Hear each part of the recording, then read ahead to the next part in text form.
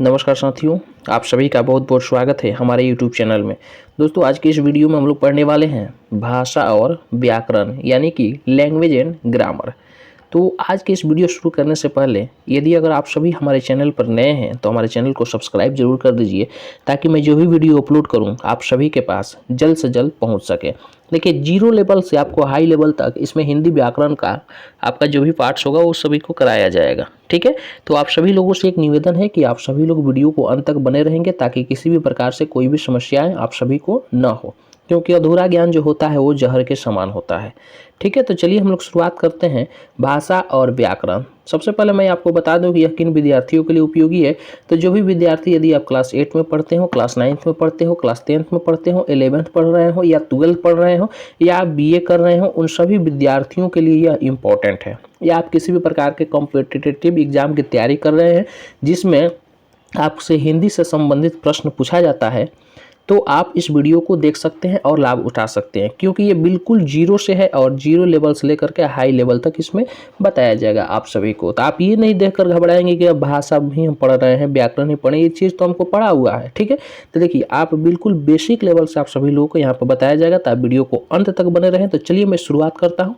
देखिए, भाषा और व्याकरण होता क्या है। ठीक है, तो सबसे पहले हम लोग जानने का प्रयास करेंगे कि भाषा, ठीक है, तो देखिए भाषा जो है ना वो एक भास धातु से बना हुआ है। किससे?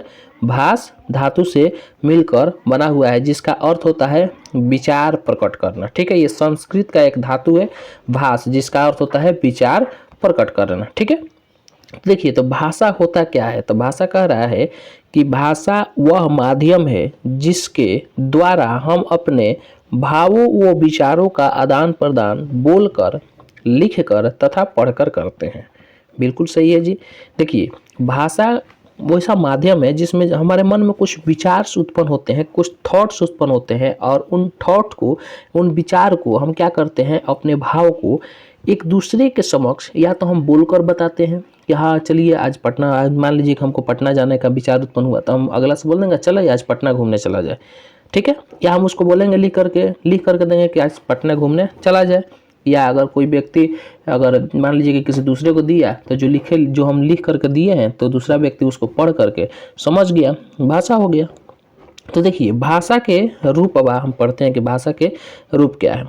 तो देखिए, भाषा के जो रूप हैं वो मुख्यतः 3 होते हैं। ठीक है, मुख्यतः प्रकार के 2 ही को मतलब ज़्यादातर उपयोग में लिया जाता है, लेकिन भाषा का जो रूप होता है वो 3 प्रकार से होता है। मौखिक भाषा होता है, लिखित भाषा होता है और सांकेतिक भाषा होता है। ठीक है, तो आइए हम जानते हैं कि मौखिक भाषा क्या होता है, उसको हम लोग जानने और समझने का प्रयास करते हैं। तो देखिए मौखिक भाषा यानी जब मनुष्य अपने मन के भावों और विचारों को बोलकर अथवा कहकर दूसरों तक पहुंचाता है तो वह मौखिक भाषा कहलाती है। ध्यान से समझेंगे कि जब कोई भी व्यक्ति या मनुष्य अपने मन के भाव और विचारों को बोल करके या कह करके दूसरों तक पहुंचाता है तो वह भाषा मौखिक भाषा कहलाती है। और कुछ नोट में आप सभी याद रखेंगे कि मौखिक भाषा जो होती है अस्थायी होती है, स्थायी नहीं होती है। मान लीजिए कि हम बोल दिए, ये तो खत्म हो गया, और मैंने आपसे बोला कि मैं आपको 1 कट्ठा जमीन दूंगा, बोल दिया, लेकिन फिर ये आप कहेंगे कि आप हमको ये बोले हैं कि 1 कट्ठा जमीन जी, तो कोई है साक्ष्य? हम कह देंगे ना, हम तुमसे नहीं बोले हैं, कोई है प्रूफ? तो ये स्थायी नहीं होता है, ये अस्थायी होता है।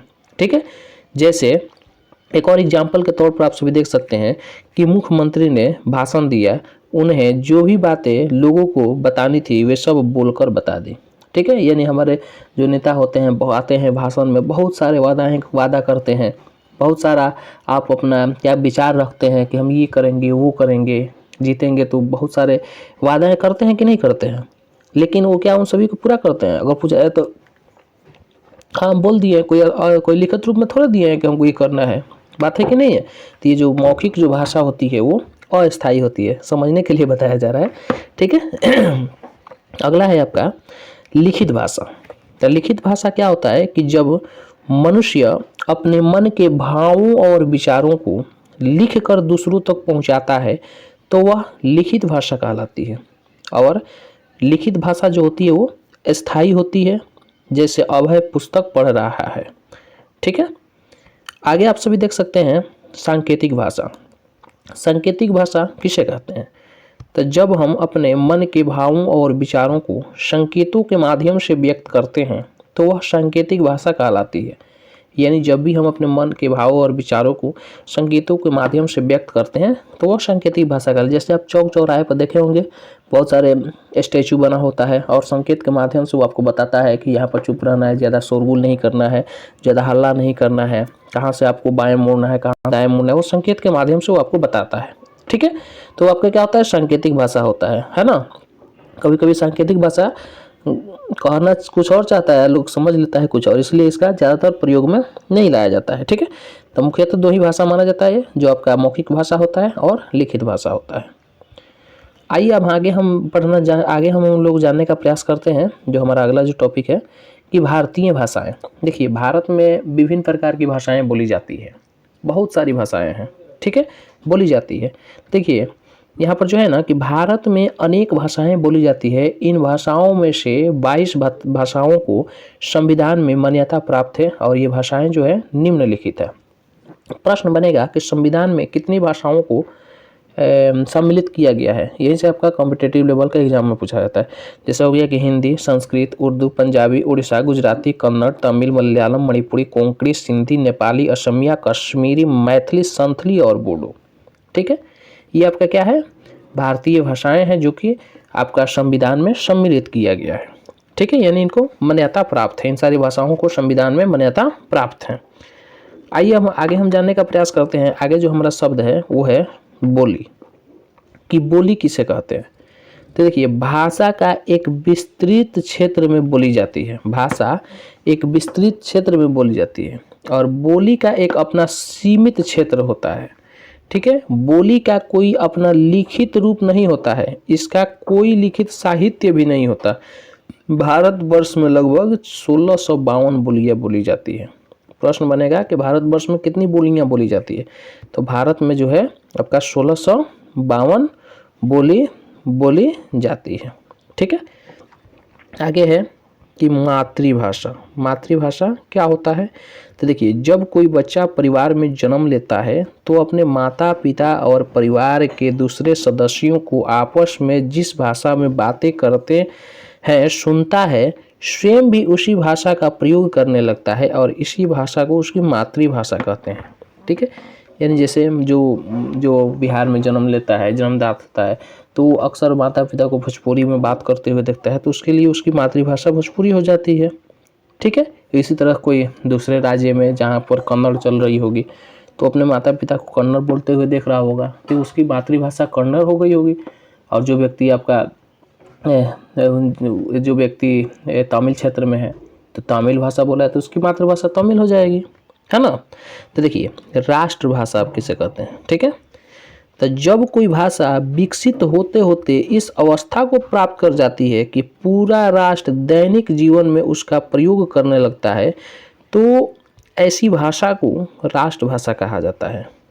ठीक है, जैसे कि हम लोग क्या करते हैं कि जैसे देखिए, जब कोई भाषा विकसित होते होते यानी उसको इतना लोग उसको बोलने लगते हैं कि उस अवस्था को प्राप्त कर जाती है कि पूरा दैनिक जीवन में उसका प्रयोग आदमी करने लगता है, ऐसी भाषा को हम लोग क्या करते हैं? राष्ट्रभाषा कहा जाता है। अब आते हैं राजभाषा के रूप में। तो राजभाषा क्या होता है कि वह भाषा जिसका प्रयोग देश के कार्यालयों में काम काज के रूप में लिया जाता है, वह राजकीय भाषा कहलाती है।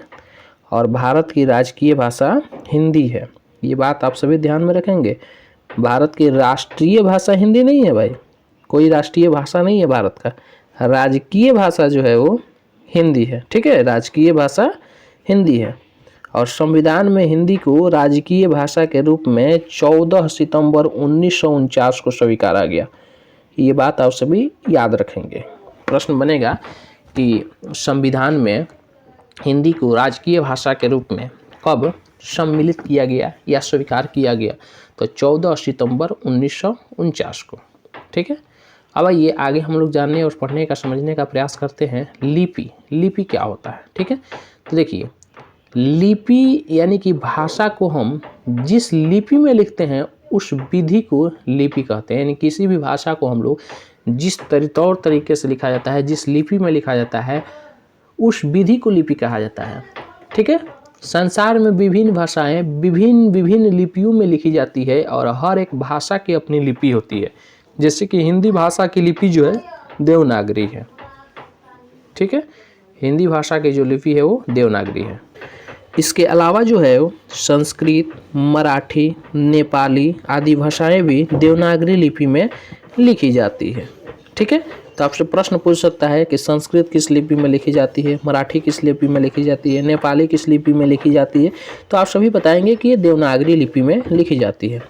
उर्दू भाषा की जो लिपि है वो फारसी है, पंजाबी भाषा की लिपि गुरुमुखी है और अंग्रेजी भाषा की लिपि जो है वो रोमन है, ठीक है। अब आइए हम लोग व्याकरण को शुरुआत करते हैं कि व्याकरण किसे कहते हैं, यानी व्हाट इज ग्रामर, ग्रामर क्या होता है। तो देखिए, व्याकरण वह शास्त्र है जो हमें किसी भी भाषा को शुद्ध तथा व्यवस्थित रूप से लिखने और बोलने के नियमों का ज्ञान कराता है।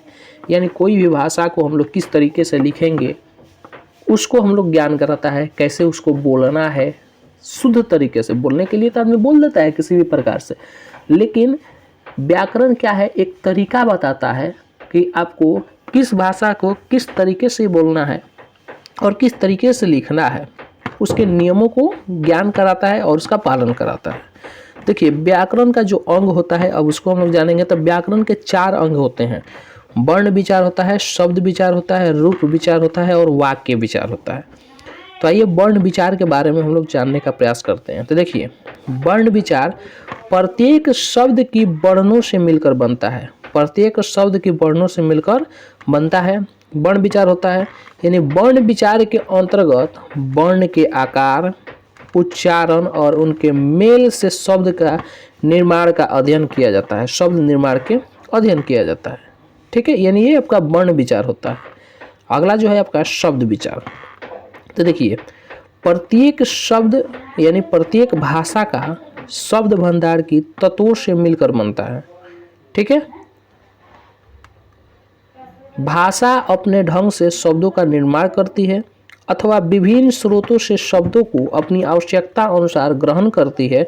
शब्द विचार के अंतर्गत शब्दों की उत्पत्ति, विकास, निर्माण, आगमन, अर्थ आदि का अध्ययन किया जाता है। आगे देखेंगे रूप विचार को, ठीक है। रूप विचार जो होता है, प्रत्येक शब्द की अपनी स्वतंत्र सत्ता होती है। जब शब्द को वाक्य के रूप में प्रयुक्त किया जाता है तो बहुधा उसके रूप में परिवर्तन हो जाता है। वाक्य में प्रयुक्त शब्द को रूप या पद कहते हैं। रूप विचार के अंतर्गत शब्दों के रूप परिवर्तन, उसकी रचना के और भेद तथा उनके कार्यों का अध्ययन किया जाता है। और अगला है हमारा वाक्य विचार। वाक्य विचार जो है कि हिंदी में प्रत्येक वाक्य की निश्चित बनावट होती है। प्रत्येक वाक्य में पहले कर्ता, फिर कर्म और अंत में क्रिया आती है। वाक्य विचार के अंतर्गत वाक्य के भेद, वाक्य का गठन और पदों के पारस्परिक संबंध का अध्ययन किया जाता है। ये वाक्य विचार के अंतर्गत आता है। तो जब हम इसका विस्तृत तरीके से जब हम पढ़ेंगे, वर्ण विचार को जब पढ़ेंगे, वाक्य विचार को पढ़ेंगे, शब्द विचार को पढ़ेंगे इत्यादि, इस सभी को हम लोग विस्तृत तरीके से अगले वीडियो जो हमारे आप सभी लोगों के लिए आने वाला है, तो बिल्कुल ही विस्तार तरीके से, विस्तृत तरीके से इसको मैं आप सभी लोगों को बताने का प्रयास करूंगा। और आप सभी लोग बताएंगे कि यहाँ तक आप सभी लोगों को समझ में आया या नहीं आया, यह वीडियो आप सभी लोगों को कैसा लगा। मिलते हैं एक नए वीडियो के साथ। तब तक यदि आप सभी हमारे चैनल को अभी तक सब्सक्राइब नहीं किए हैं तो सब्सक्राइब जरूर कर लेंगे, ताकि अगला जो भी वीडियो आए आप सभी के पास सबसे पहले पहुँच सके और आप सभी उस वीडियो का लाभ उठा सकें। चलिए, थैंक यू।